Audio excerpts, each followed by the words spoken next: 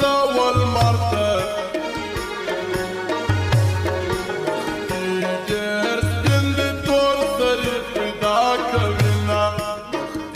ډېر سپین دي تور سرې پیدا کوینه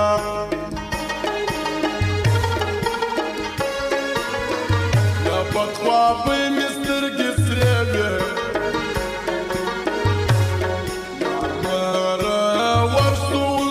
چرس کولی دینا مرمره ورسول تا چرس کولی دینا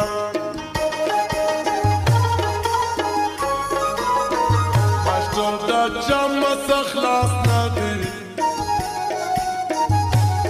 شایستا و مختخر پل شاتک شنوینا